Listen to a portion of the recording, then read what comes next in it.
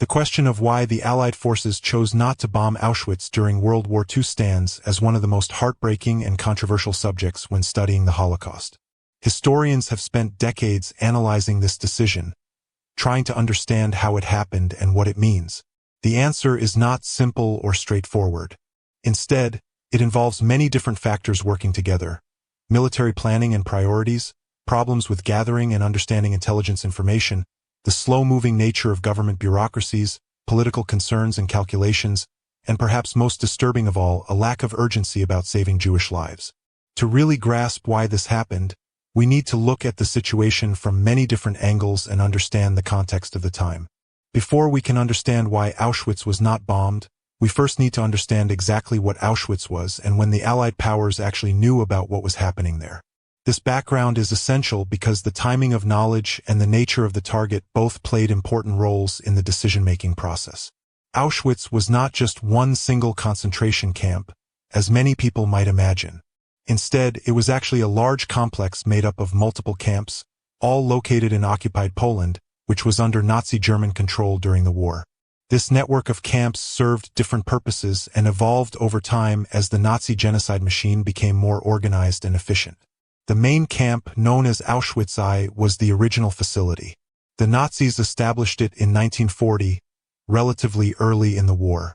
Initially, this camp was not primarily intended for Jews.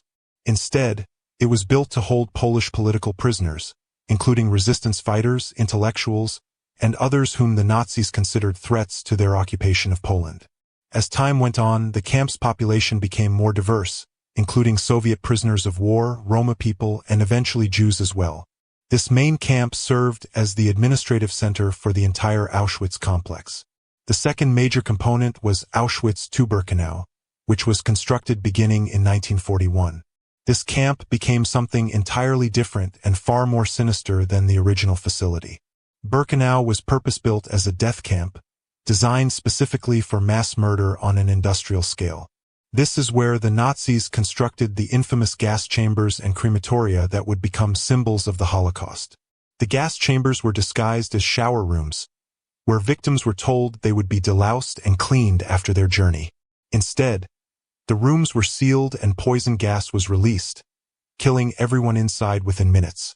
The crematoria were massive ovens designed to burn the bodies of those murdered, destroying evidence and dealing with the logistics of killing on such a massive scale. By 1944, this facility had been refined and expanded to the point where it became the most efficient killing center in human history, with the capacity to murder and dispose of thousands of people every single day. The third component was Auschwitz III Monowitz, along with dozens of smaller subcamps in the area. Monowitz was primarily a forced labor camp connected to the IG Farben chemical and pharmaceutical company's industrial plant.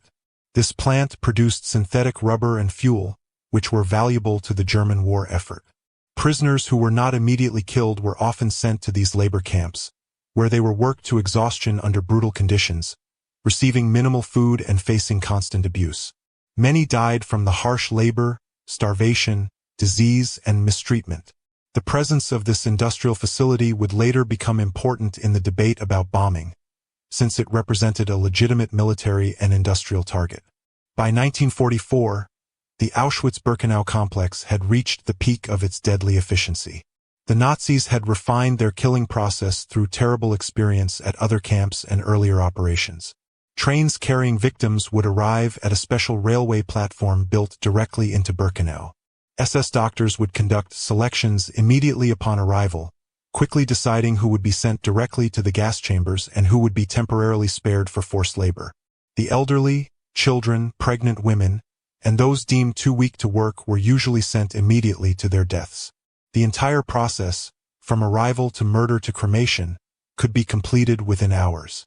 During the peak period of Hungarian Jewish deportations in the summer of 1944, the camp was murdering and cremating up to 10,000 people per day. This represented an unprecedented scale of organized murder, a level of systematic killing that the world had never seen before and that shocked even those who learned about it later. Understanding this structure and timeline is crucial because it helps explain both the urgency of calls to bomb the camp and the complexity of deciding how and what to bomb. The Allied governments did receive information about what was happening at Auschwitz throughout the war years, But this information did not arrive all at once in a clear, complete package. Instead, it came in bits and pieces from many different sources, and it took considerable time for these fragments to be assembled into a coherent understanding of the full horror. This gradual process of discovery and verification played a significant role in delaying any potential response. In the early years of the war, when reports about Nazi atrocities against Jewish populations began reaching the West, they were frequently met with doubt and disbelief. There were several reasons for this skepticism. First, the sheer scale of what the Nazis were doing was so enormous and so evil that it seemed almost impossible to believe. The idea that a modern, educated European nation could systematically murder millions of people, including women and children, using industrial methods seemed too monstrous to be real. Many officials thought the reports must be exaggerations or misunderstandings. Second, there was a historical reason for caution. During World War I, both sides had spread false propaganda stories about enemy atrocities to inflame public opinion and justify the war effort. Some of these stories, particularly about German soldiers committing horrible acts in Belgium, had turned out to be exaggerated or completely fabricated. Allied officials in World War II remembered these false stories and worried about being fooled again.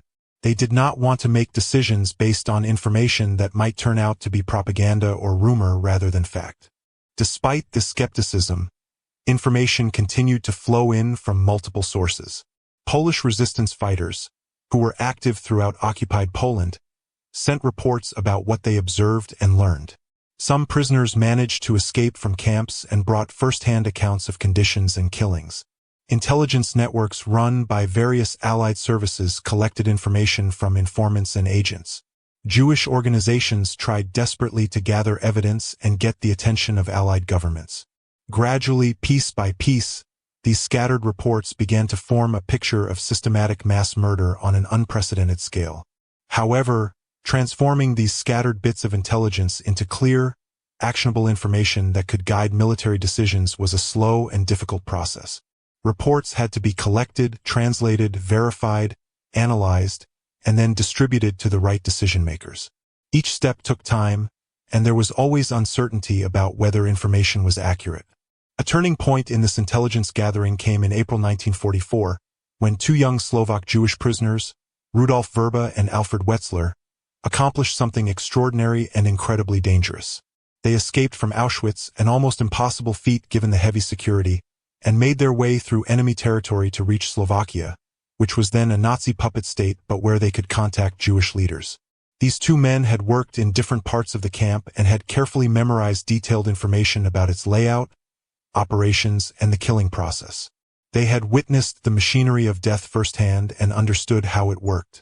Once they reached safety, Verba and Wetzler sat down with Jewish community leaders and produced an extraordinarily detailed report. This document, which became known as the Verba-Wetzler Report or the Auschwitz Protocols, described with precision the physical layout of the camp complex, including the locations of the gas chambers and crematoria. It explained the entire killing process, from how trains arrived to how selections were made to how victims were murdered and their bodies disposed of. It provided estimates of how many people had already been killed. Most urgently, it included a warning that the Nazis were preparing to deport the large Jewish population of Hungary to Auschwitz for extermination, and that this mass murder was imminent. This report then began its own journey through various channels. It was copied and distributed through Jewish networks. It eventually reached Jewish organizations in the West, including Switzerland, which was neutral and could communicate with both sides. By June 1944, just 2 months after the escape, the report had been published in Swiss newspapers, making it public knowledge. Around the same time, it was transmitted to the War Refugee Board in Washington, an American government agency that had been established earlier that year specifically to help rescue victims of Nazi persecution. This meant that by the middle of 1944, the leadership of the Allied nations, including the United States and Great Britain, had access to detailed, credible, first-hand information about Auschwitz functioning as a factory of death. The information was no longer fragmentary or uncertain. They knew what was happening, where it was happening, and how it was being done. The timing of this intelligence coincided with a particularly tragic and urgent period. The summer of 1944 witnessed the deportation and murder of Hungarian Jews, which represented one of the Holocaust's most concentrated killing operations. Hungary was an unusual case among Nazi-controlled territories. Although Hungary had been allied with Nazi Germany since early in the war, the Hungarian government had maintained relative control over its domestic affairs and had not fully cooperated with Nazi demands to deport its Jewish population. Hungarian Jews, while facing discrimination and persecution, had not yet been sent to death camps in large numbers. This changed dramatically in March 1944, when Germany, worried about Hungary possibly switching sides as the war turned against the Axis, occupied the country militarily and installed a more compliant government. Once Germany occupied Hungary, the deportation machinery moved with horrifying speed and efficiency.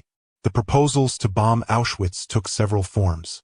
Some advocated bombing the gas chambers and crematoria themselves to destroy the killing machinery. Others suggested bombing the railway lines leading to Auschwitz to prevent deportation trains from reaching the camp. Still others proposed bombing the camp to allow prisoners to escape in the chaos, even though this would inevitably kill some prisoners. These requests came from Jewish organizations, some Jewish leaders in occupied Europe, and a few sympathetic officials within Allied governments. The official response from military and political leadership was consistent refusal, backed by several stated rationales. The primary argument was that the Allied bombing campaign was focused on targets that would directly contribute to winning the war, and that the most effective way to help concentration camp victims was to defeat Nazi Germany as quickly as possible. Military planners argued that diverting bombers from strategic targets to bomb camps would prolong the war and ultimately cost more lives. This became the standard explanation given to those requesting action. When Jewish organizations and concerned individuals asked Allied military leaders to bomb Auschwitz, one of the main reasons given for refusing was technical feasibility. Military officials argued that such an operation would be extremely difficult or even impossible to carry out successfully. They raised several specific objections that, on the surface, seemed to be reasonable and practical concerns based on military capabilities and limitations. First, military planners claimed that Auschwitz was simply too far away from Allied air bases for bombers to reach. They said the camp was beyond the operational range of their aircraft. Bombers of that era could only fly certain distances before running out of fuel, and they needed to carry enough fuel not just to reach a target but also to return safely to their bases. Military officials suggested that Auschwitz, located deep in occupied Poland in Eastern Europe, was just too distant from Allied-controlled territories for their bombers to strike. This argument implied that even if they wanted to bomb the camp, the physical limitations of their aircraft made it impossible. Second, they argued that even if bombers could somehow reach Auschwitz, doing so would require diverting precious aircraft and crews from other crucial military operations. The Allied air forces were engaged in many important bombing campaigns across Europe. They were striking German factories, oil refineries, transportation networks, and military installations. Every bomber and crew was needed for these strategic missions that were designed to cripple Germany's ability to make war.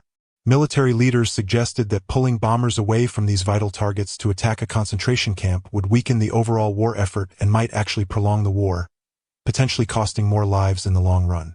Third, they raised concerns about the difficulty of precision bombing. The gas chambers and crematoria at Auschwitz-Birkenau were specific buildings within a larger camp complex. To destroy these killing facilities without causing massive casualties among the prisoners held nearby would require extremely accurate bombing. Military officials pointed out that precision bombing was very difficult with the technology available at the time. Bombers flew at high altitudes to avoid anti-aircraft fire, and dropping bombs accurately from such heights was challenging. Weather, wind, visibility, and human error all affected accuracy. They suggested that attempting to hit specific structures like gas chambers would be extremely difficult and might not succeed, meaning the mission could fail despite the risks taken. Fourth, there were concerns about the dangers such a mission would pose to the aircraft and their crews. Any bombing mission involved risks. German air defenses included anti-aircraft guns and fighter planes that would try to shoot down Allied bombers. Crews could be killed or captured. Aircraft were valuable and took time and resources to build. Military leaders had to weigh whether the potential benefits of a mission justified putting planes and crews at risk.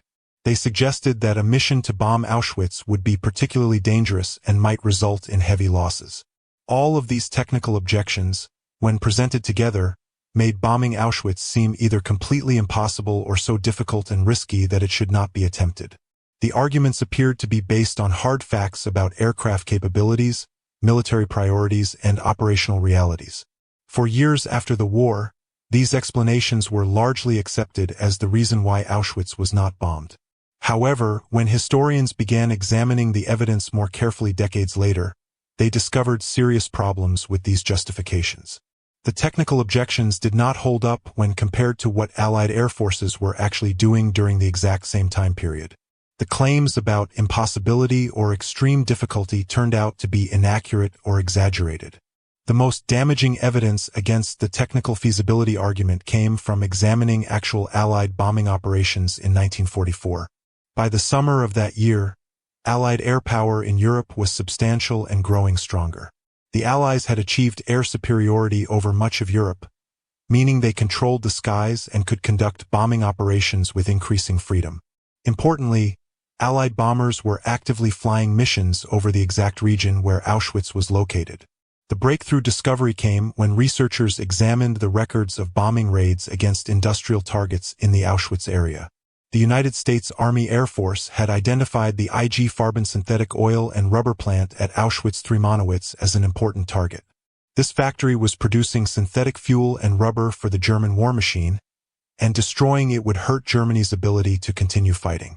Between August and December 1944, American bombers struck this plant multiple times in a sustained bombing campaign. The location of this factory is crucial to understanding why the technical objections were false. Auschwitz III Monowitz was part of the same Auschwitz complex. It was located just a few miles from Auschwitz-Birkenau, where the gas chambers and crematoria were operating. When American bombers flew missions to attack the IG Farben plant, they flew directly over Auschwitz-Birkenau. The death camp was literally on the flight path to the industrial target that the Allies had decided was worth bombing. This fact completely undermined the claim that Auschwitz was beyond the range of Allied bombers. If bombers could reach Auschwitz III Monowitz and bomb it repeatedly, they could certainly reach Auschwitz-Birkenau, which was nearby. The range argument was simply false. Even more compelling evidence came from reconnaissance photographs taken during these bombing missions. The fact that the Allies were already bombing industrial targets within the Auschwitz complex completely undermines the argument that the camp was beyond reach or that bombing it was technically impossible. Bombers that could hit a factory could certainly hit railway lines or camp structures located just a few miles away. The photographic evidence shows that Allied aircraft had both the access and the ability to strike Auschwitz if the decision had been made to do so. The technical obstacles, while real, were clearly not insurmountable given what was actually being accomplished at the time. The question then becomes not whether bombing was possible, but why the decision was made not to bomb despite the possibility. This takes us into more complex and troubling territory involving priorities, bureaucracy, and attitudes toward Jewish victims. Within the military establishment, there was a strong culture of focusing on conventional military targets. Bomber Command, particularly under leaders like Arthur Harris in Britain, had developed a strategy of area bombing of German cities and industrial targets. American bomber forces focused on precision daylight bombing of factories, oil facilities, and transportation networks. Concentration camps did not fit neatly into these strategic frameworks. When requests to bomb Auschwitz were made, they typically had to work their way through military bureaucracy. Staff officers evaluating such requests applied standard criteria for target selection. Would hitting this target contribute to winning the war? Did it justify the resources required? What were the risks and expected outcomes? By these conventional measures, concentration camps scored poorly. They were not producing weapons, they were not transportation hubs in the traditional military sense, and destroying them would not directly impair Germany's ability to fight.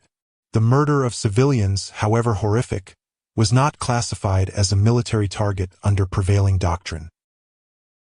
This reveals a profound disconnect between military logic and moral urgency. From a purely operational standpoint focused on defeating enemy armed forces and destroying their capacity to wage war, concentration camps were irrelevant. But this military logic failed to grasp that saving hundreds of thousands of lives from imminent murder was itself a worthwhile objective. The failure here was not just bureaucratic but imaginative and moral. Military planners could not or would not adapt their framework to account for the unique horror of industrialized genocide. The political dimension adds another layer of complexity. By 1944, Allied leaders including Franklin Roosevelt and Winston Churchill were certainly aware of the Holocaust. Both had made public statements condemning Nazi atrocities and promising post-war justice. However, neither made the rescue of Jews a priority of their war policy. There were multiple reasons for this reluctance. Anti-Semitism, while not as virulent as in Nazi Germany, certainly existed in both the United States and Britain. There were concerns about being seen as fighting a war specifically for Jews rather than for broader principles.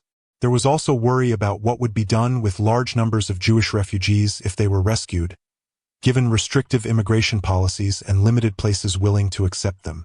Roosevelt created the War Refugee Board in January 1944, partially in response to pressure about the administration's insufficient response to the Holocaust.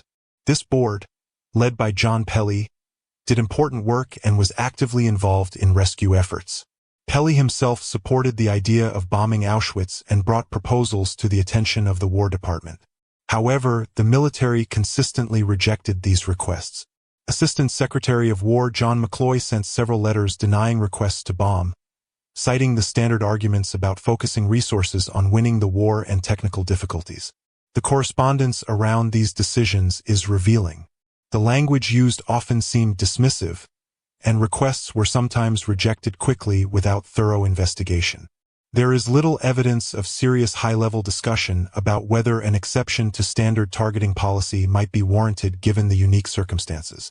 The impression conveyed is that bombing Auschwitz was never seriously considered at the top levels of military or political leadership. It was an idea that got caught in bureaucracy and ultimately shelved. Churchill's position was somewhat different from the American stance. There is evidence that Churchill personally was more sympathetic to the idea of bombing Auschwitz or at least taking some dramatic action. In July 1944, Churchill wrote to his Foreign Secretary Anthony Eden about, "Get anything out of the Air Force you can and invoke me if necessary." This was in response to reports about the deportation of Hungarian Jews. However, even Churchill's interest did not translate into action. The British military, like the American, raised objections and the idea was not pursued. The question of bombing railway lines deserves particular attention because it was often suggested as a potentially effective way to slow or stop deportations. The railways were crucial to Nazi genocide. Deportation trains carried victims from across occupied Europe to death camps.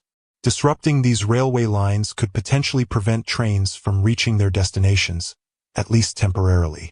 However, military authorities argued that railway lines were difficult targets because they could be quickly repaired, making any bombing campaign against them resource-intensive with limited lasting effect.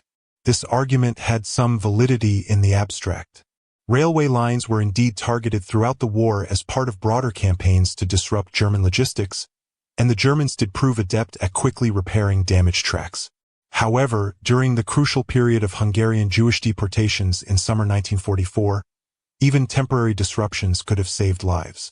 If deportation trains were delayed even by days or weeks, fewer people would have reached Auschwitz before the deportations ended in July, or before Soviet forces approached and the Nazis began evacuating camps.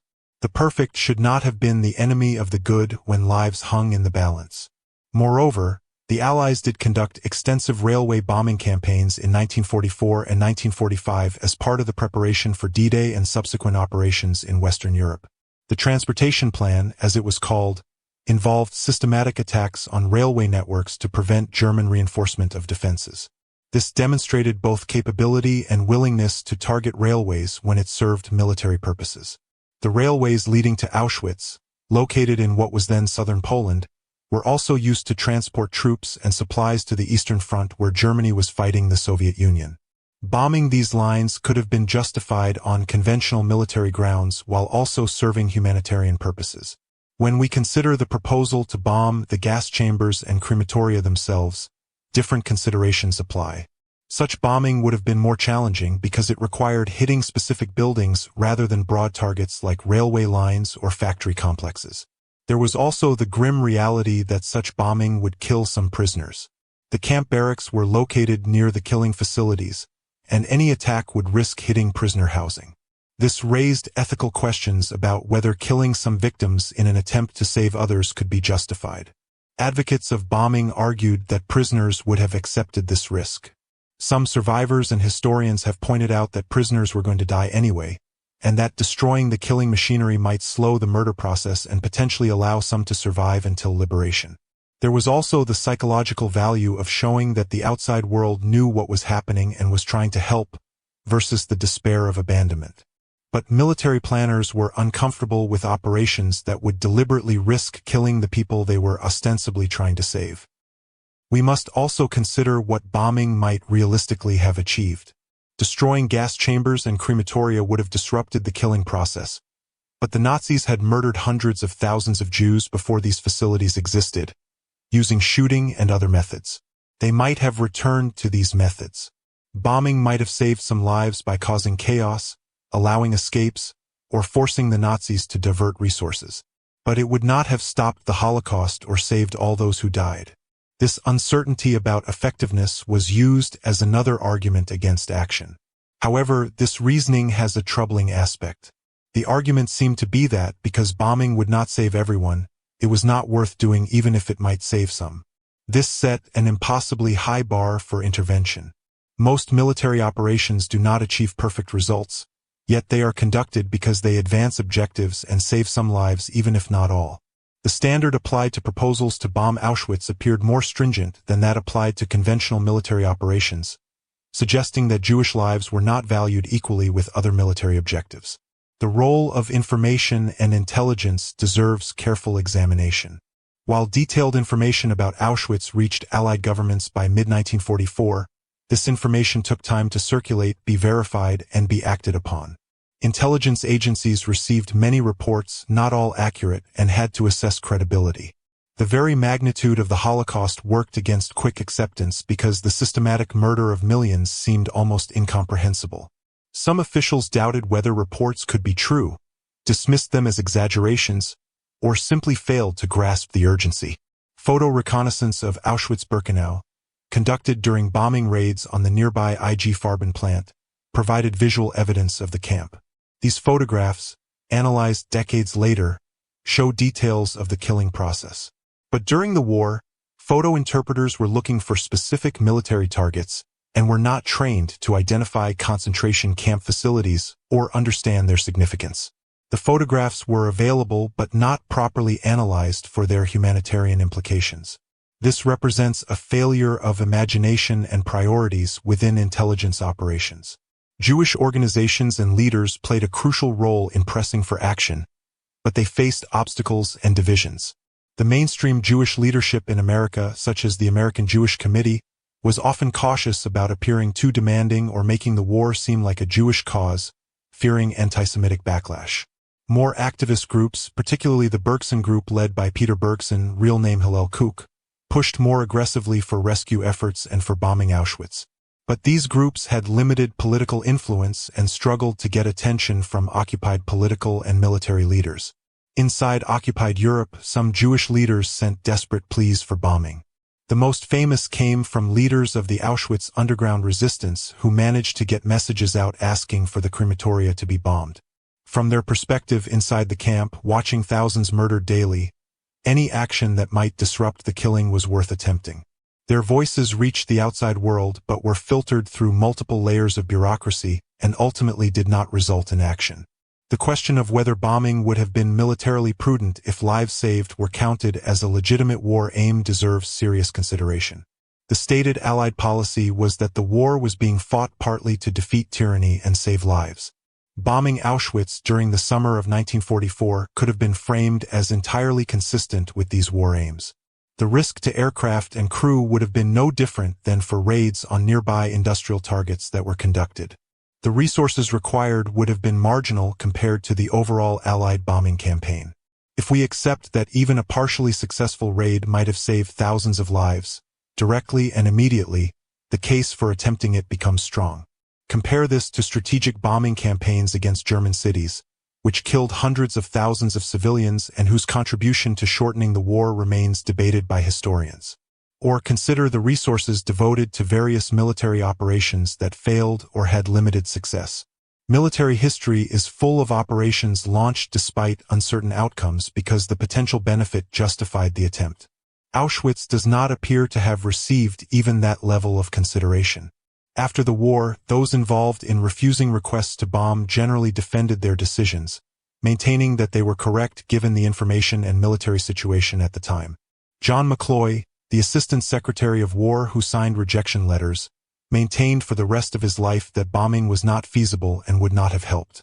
Critics have pointed out that McCloy does not appear to have thoroughly investigated the proposals or consulted with operational commanders about what might be possible.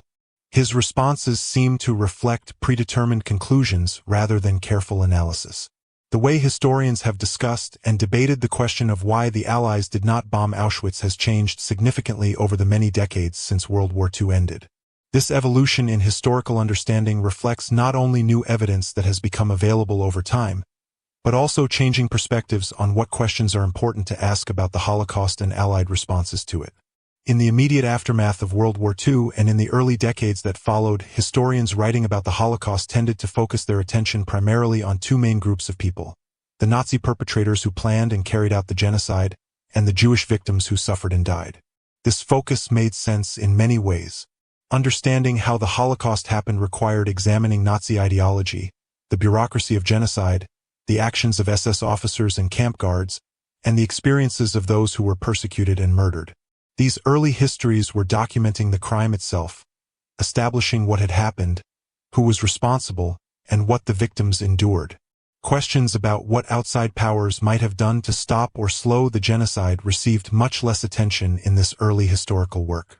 The emphasis was on German guilt and Jewish suffering, not on the actions or inactions of Britain, America, and other Allied nations. This began to change significantly in the 1970s and 1980s, when a new generation of historians started asking different kinds of questions about the Holocaust. They began to examine more critically what the Allied powers knew about the genocide while it was happening, when they learned this information, and most importantly, what they did or failed to do in response. These historians were interested in understanding not just the crime itself, but the broader context of how the world responded, or failed to respond, to the greatest moral crisis of the 20th century. This shift in historical focus was influenced by several factors, including the passage of time that allowed for more critical examination of Allied wartime decisions, the influence of the civil rights movement and other social justice movements that raised questions about moral responsibility, and greater access to documents and archives as materials were declassified and open to researchers. Several specific developments provided historians with new evidence that transformed understanding of what had been possible. One of the most important was the discovery and publication of aerial reconnaissance photographs of Auschwitz that had been taken during the war. As mentioned earlier, American bombers conducting raids on the IG Farben plant had flown over Auschwitz-Birkenau and taken photographs for intelligence purposes. These photographs sat in archives for decades without anyone fully analyzing what they showed. When researchers finally examined them carefully in the 1970s and later, they found clear images of the camp facilities, including identifiable gas chambers and crematoria. Some photographs even captured heartbreaking moments, such as lines of prisoners being marched toward the gas chambers. These photographs provided visual, undeniable proof that Allied aircraft had been over Auschwitz and that the camp was within reach of Allied bombing capabilities. This evidence directly contradicted the post-war claims that bombing had been technically impossible. Another crucial development was the gradual opening of government archives in both the United States and Britain. As documents from the war years were declassified and made available to researchers, historians could examine the actual correspondence, memos, and records of discussions about proposals to bomb Auschwitz. They could see who had requested such action, how these requests had been handled by military and political officials, what reasons had been given for refusing, and how seriously the proposals had been considered. This documentary evidence revealed the bureaucratic processes through which requests to bomb Auschwitz had been filtered and ultimately rejected, and it showed that the standard objections raised about technical impossibility were not well-founded given what the military was actually doing at the time. Additionally, as more time passed, participants in these wartime decisions began writing memoirs or giving interviews about their experiences. Some of these accounts provided insider perspectives on how decisions were made, what priorities guided military planning, and what attitudes existed toward Jewish refugees and victims. These personal testimonies added human detail to the documentary record and sometimes revealed information that had not been included in official files. As this new evidence accumulated, historians began to divide into different camps regarding how to interpret the failure to bomb Auschwitz and what it meant. These different interpretations reflect genuinely different views about moral responsibility, military practicality, and how to judge historical actors. Some historians have argued that bombing Auschwitz would have been militarily impractical and would not have succeeded in saving significant numbers of lives. These historians tend to be more sympathetic to the Allied military and political leaders who made the decisions at the time. They make several key points in defense of the decision not to bomb. First, they emphasize what military historians call the fog of war, which refers to the uncertainty, confusion, and incomplete information that always exists during wartime. They argue that while it may be easy with hindsight to say what should have been done, the people making decisions in 1944 were dealing with enormous amounts of information, multiple crises happening simultaneously, and imperfect intelligence. They had to make choices based on what they knew at the time, not what historians would learn decades later. According to this perspective, we should be cautious about judging wartime leaders too harshly when they were operating under extremely difficult circumstances. Second, these historians point out that obtaining accurate intelligence during wartime was genuinely difficult. While the Verba-Wetzler report provided detailed information about Auschwitz by mid-1944, this was just one report among thousands that intelligence agencies were receiving and trying to evaluate. Determining which reports were accurate and which were exaggerated or false required time and careful analysis. Military officials had legitimate reasons to be cautious about acting on intelligence that had not been thoroughly verified, especially when such action would divert resources from other operations. Third, they emphasized that military leaders faced legitimate concerns about the practicality and effectiveness of bombing concentration camps. Even if bombers could reach Auschwitz, which some of these historians concede was possible by late 1944, there were real questions about whether bombing would help. Hitting specific buildings like gas chambers with the bombing technology available at the time was difficult. There was a serious risk of killing large numbers of prisoners. Railway lines could be quickly repaired. The Nazis might simply continue killing by other methods even if the gas chambers were destroyed. From this perspective, bombing might have been a dramatic gesture but would not have fundamentally changed the situation or saved many lives. Fourth, and most fundamentally, these historians argue that responsibility for the Holocaust rests entirely and exclusively with Nazi Germany. The Germans planned the genocide, built the camps, and murdered the victims. While it might have been desirable for the Allies to do more to rescue victims, they were not morally responsible for the killing. The Allies were fighting a massive war against Nazi Germany and Japan, dealing with enormous casualties, and trying to achieve military victory as quickly as possible. Their primary obligation was to their own soldiers and citizens and to winning the war. Expecting them to have diverted military resources to bomb concentration camps, these historians argue, sets an unrealistic standard and wrongly shifts blame from the actual perpetrators to those who were fighting against them. This interpretation tends to view the decision not to bomb Auschwitz as understandable and defensible given the circumstances, even if tragic in retrospect.